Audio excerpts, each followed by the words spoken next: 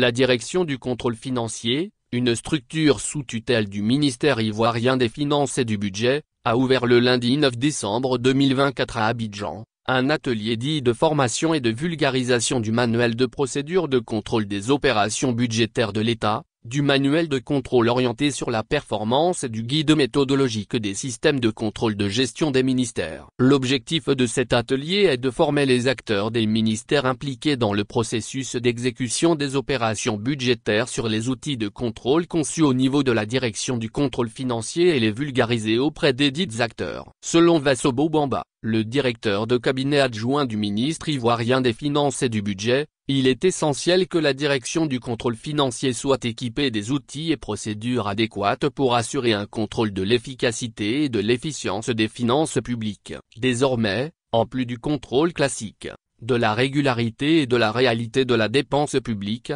le contrôleur financier est amené à procéder à divers contrôles a posteriori, à appuyer à la mise en place des systèmes de contrôle interne et des systèmes de contrôle de gestion, à évaluer et fiabiliser les dits dispositifs de contrôle interne et de contrôle de gestion, à évaluer la performance des programmes, la soutenabilité budgétaire des programmes, à évaluer la disponibilité des matières au sein des départements ministériels et la qualité de leur conservation, etc.,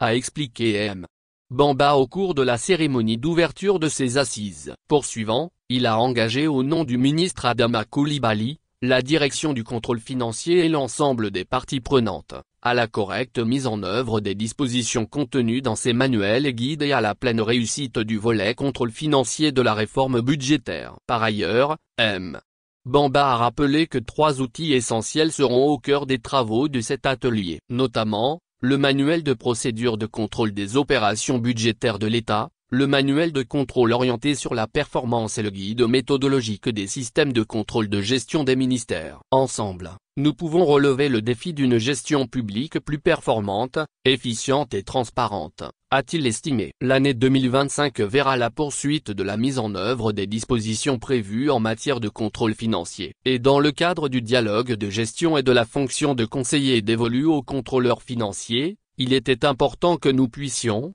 avec les structures contrôlées, tenir les présentes assises qui se veulent au-delà de la dimension formation, un cadre d'échange avec les partenaires de la direction du contrôle financier, a expliqué, à son tour, Neda Kakouange, le directeur du contrôle financier. En outre, M. Neda a réaffirmé la disponibilité de la direction du contrôle financier à continuer de déployer ce type de formation au bénéfice de tous acteurs du système. La réforme budgétaire a voulu un renforcement du contrôle, de la transparence, de la reddition, de l'efficacité et de l'efficience. Et c'est ensemble que nous allons y arriver, a espéré le directeur du contrôle financier.